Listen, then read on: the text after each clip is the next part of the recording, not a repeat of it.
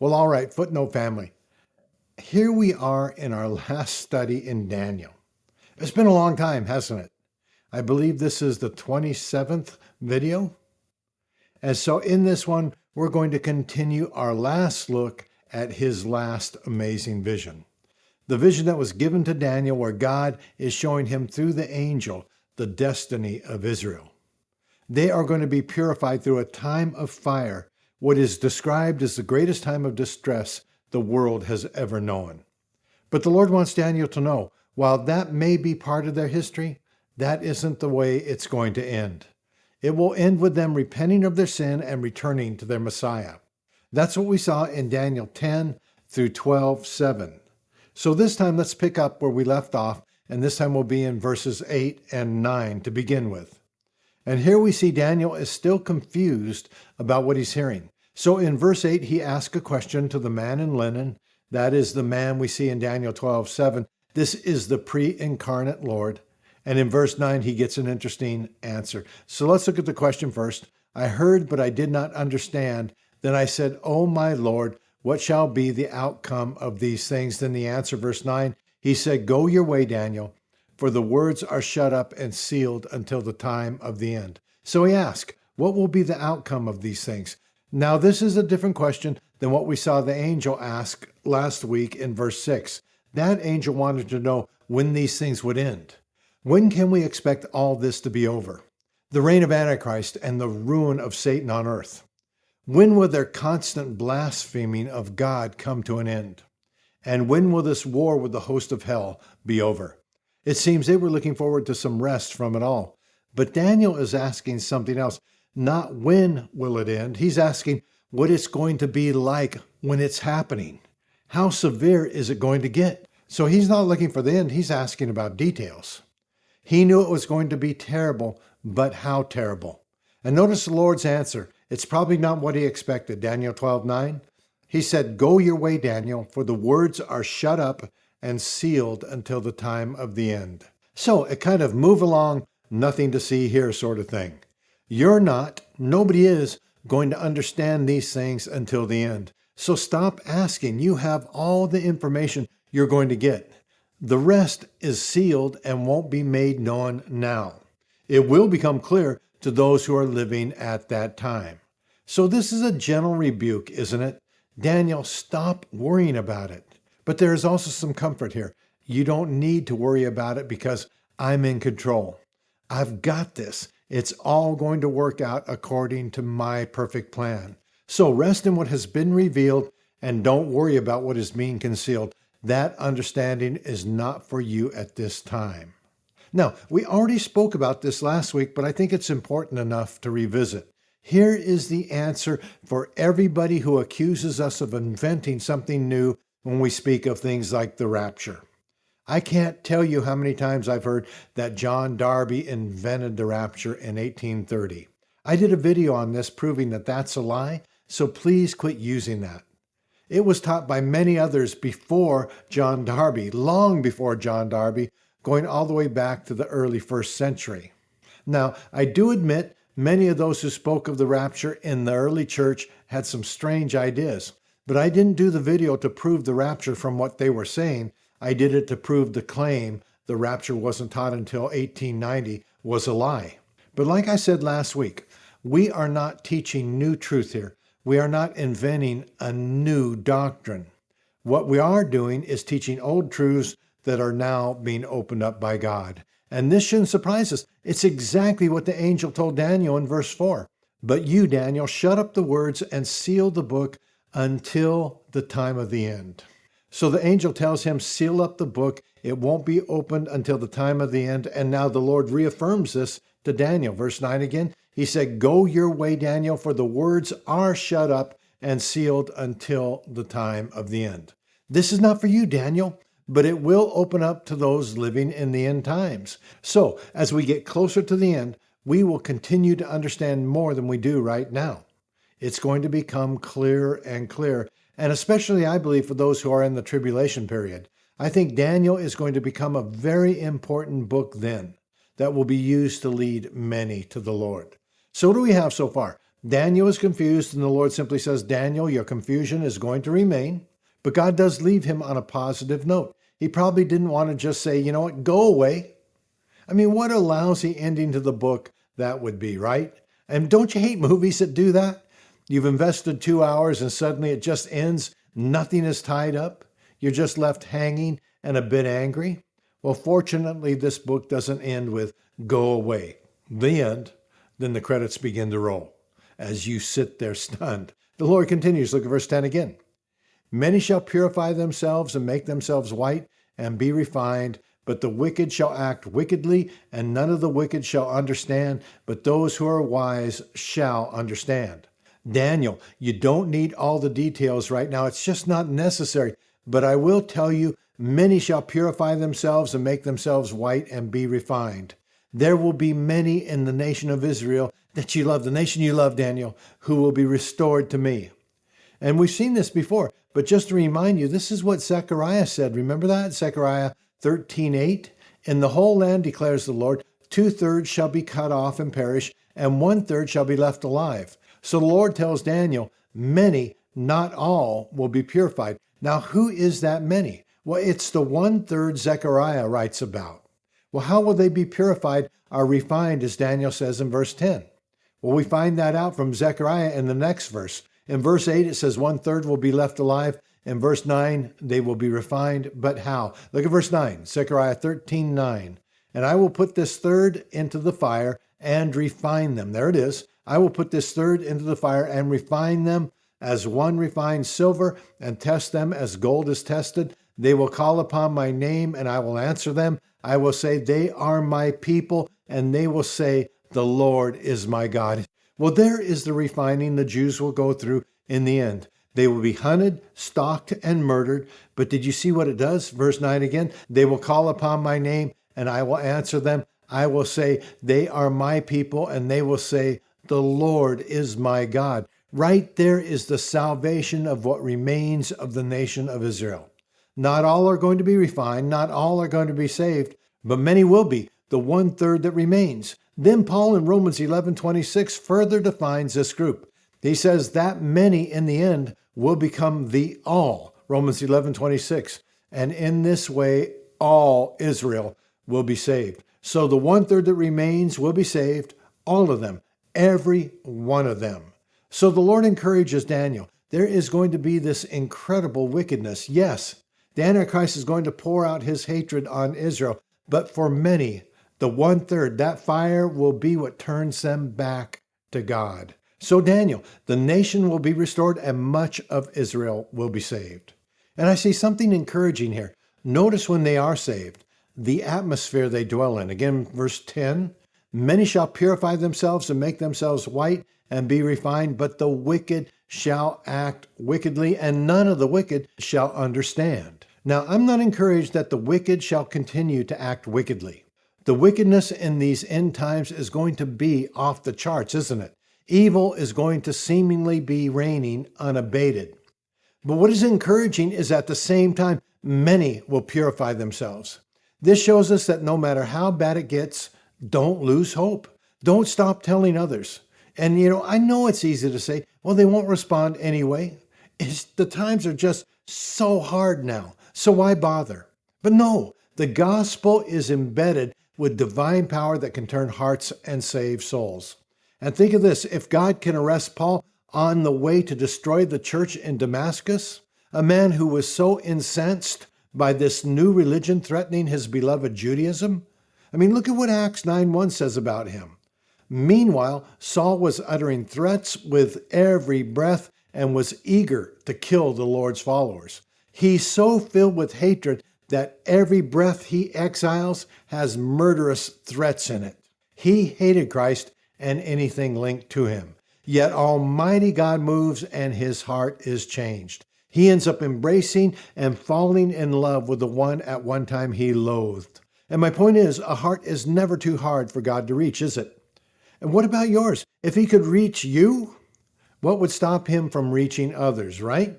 So keep speaking, keep praying, keep trusting. Never listen to the lie that times are too difficult or a heart is too hard. The gospel message that is linked to God's power is able to change that heart.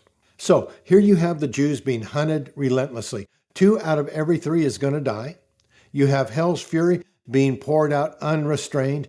Demons are roaming the earth. This is literally hell on earth.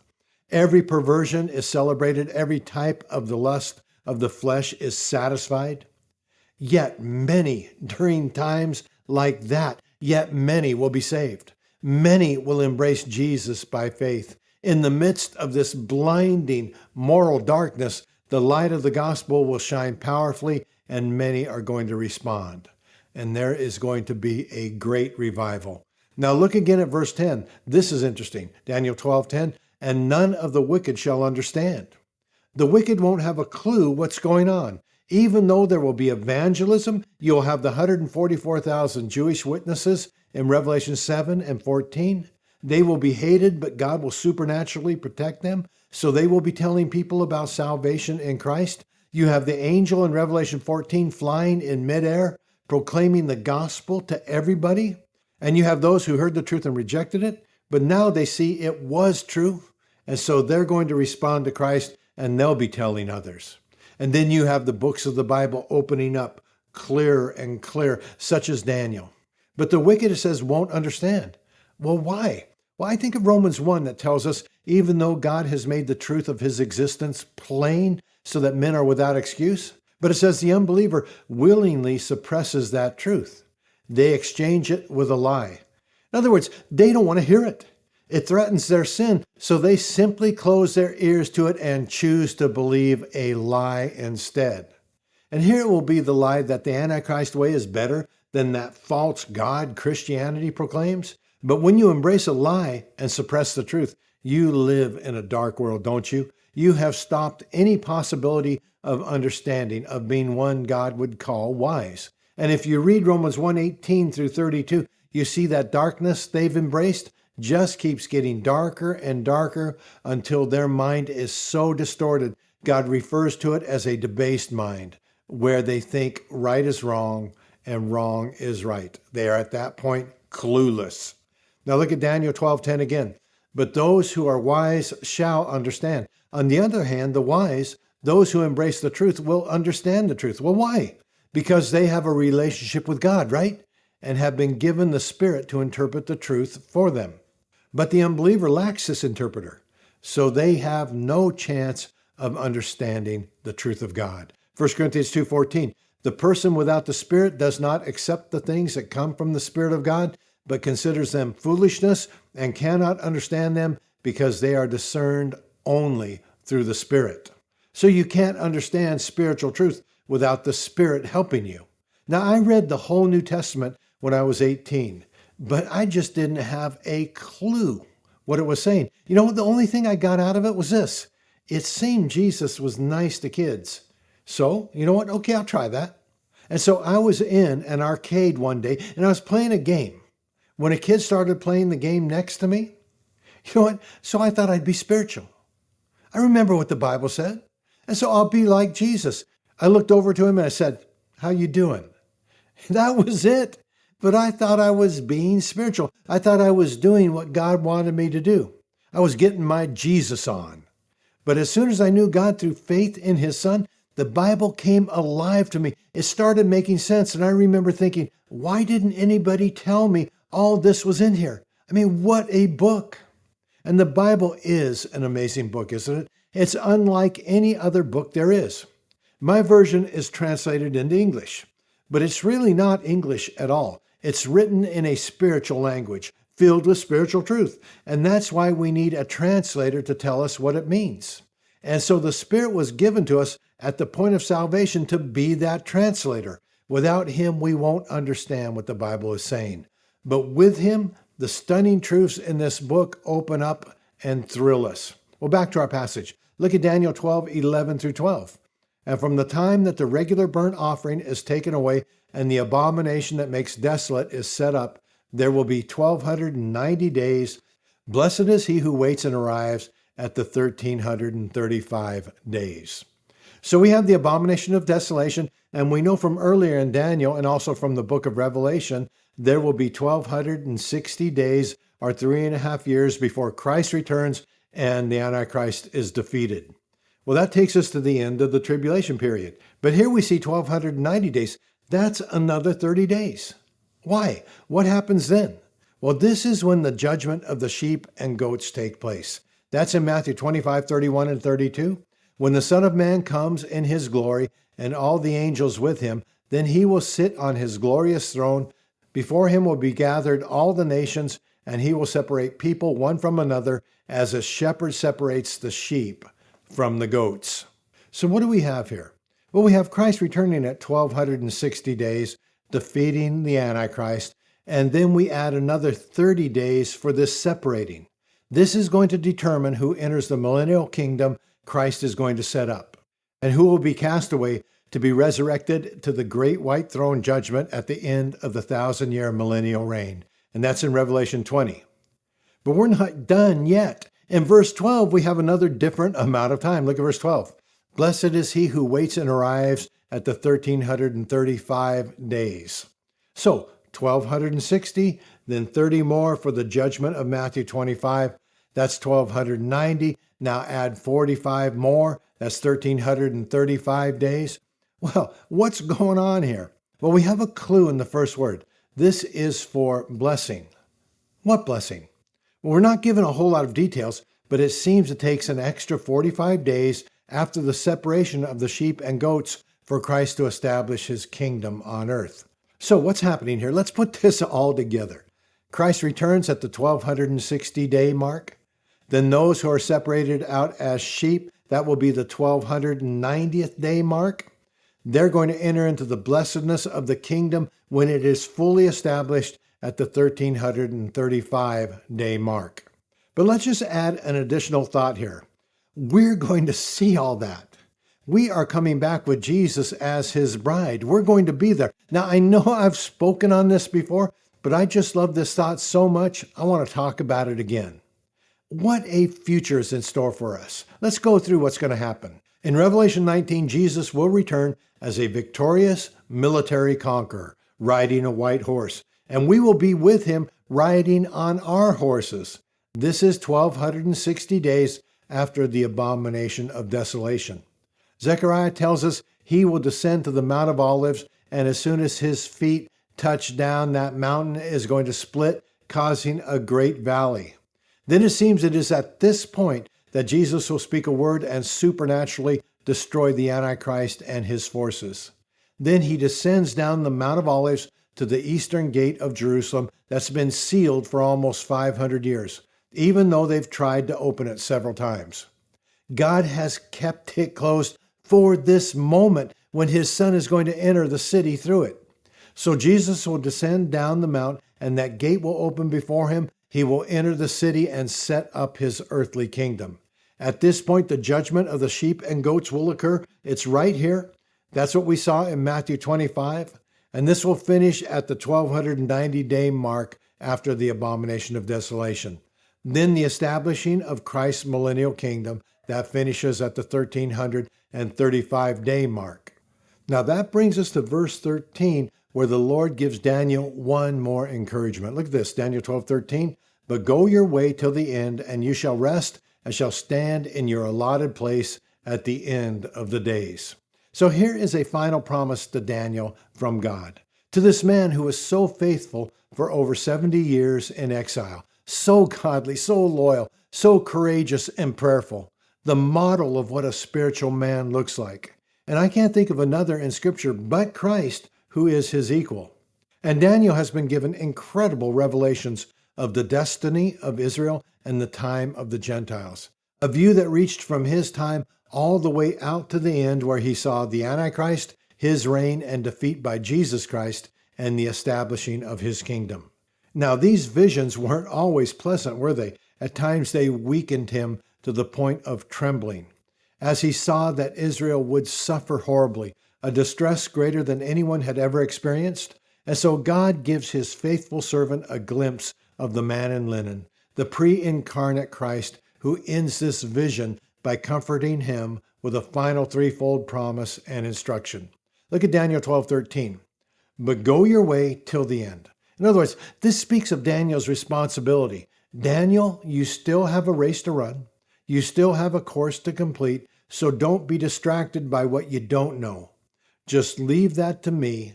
You stay focused and alert and complete your mission. Man, that's important, isn't it?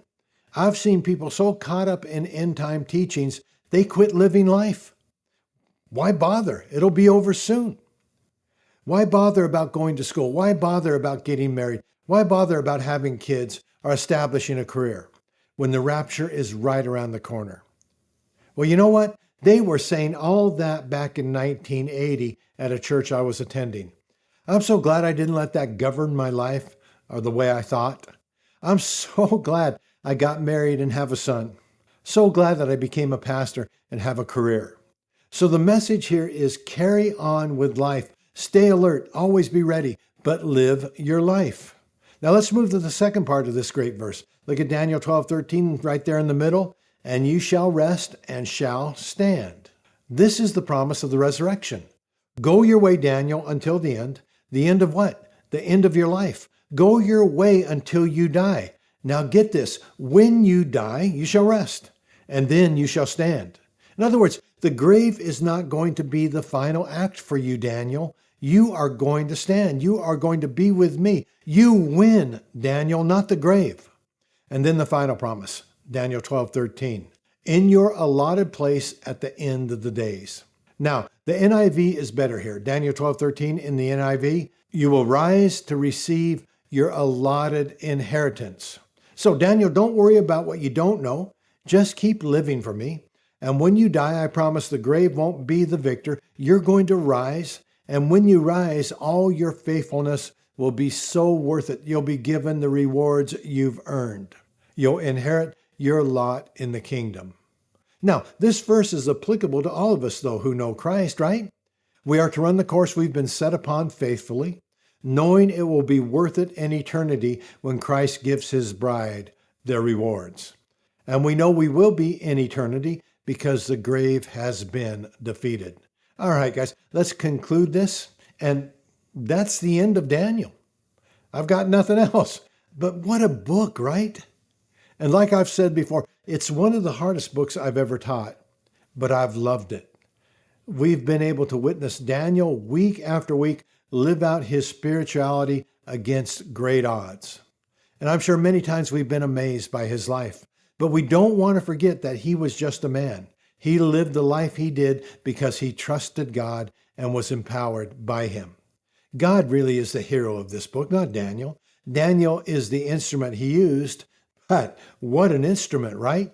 And may God be exalted in our life to a point he can use us like this also.